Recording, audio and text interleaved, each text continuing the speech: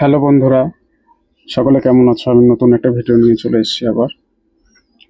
এটি water colour দিয়ে করা, জল দিয়ে শুধু কাজ যতটা লাইট করে করা যায় প্রত্যেকটা জায়গায় কম বেশি আমি ওয়াটার কালার দিয়েছি। কোন জায়গায় কতটা দিয়েছি এবং কতটা লাইট রেখেছি এটা করার সময় একবার দেখে নিতে হবে। খুব সহজ করেই একটি কাজ, জল, আকাশ, মেঘ, গাছ, নৌকা, বিকেলে সূর্যের আলো।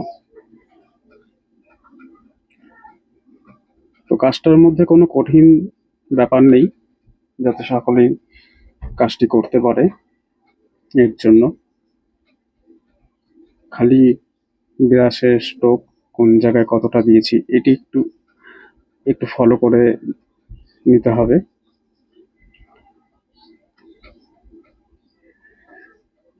তো কাজের তো শেষ হয় না, যত ভালো করা যায়। তো ভিডিওটা কিন্তু বেশি সময়ের না, খুব কম সময়ের,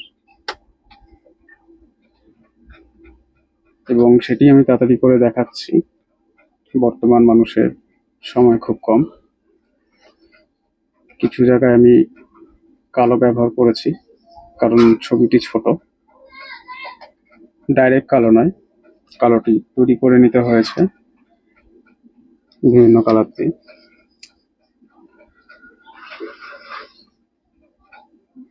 জলের মধ্যে সূর্যের আলোটি পড়ছে, খুব সুন্দর লাগছে তার প্রতিফলন। এই ছবিটি আমাদের গ্রাম বাংলা বলতে মনে পড়ে যায় বাংলাদেশ এবং ভারতের দুই দেশেরই। এই দেশে আগে এক ছিল, পরবর্তীকালে সেখানে ভাগাভাগি হয়। এত সুন্দর গ্রাম বাংলার ছবি, এইরকম ছবি আর কোথাও নেই।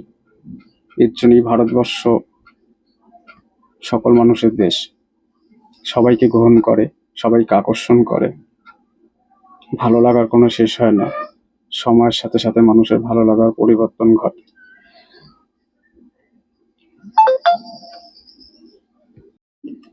তো এই পরিবেশ নিয়ে অনেক কবি নানান ধরনের মন্তব্য করেছেন, লিখেছেন কবিতা, গল্প, সাহিত্য, উপন্যাস।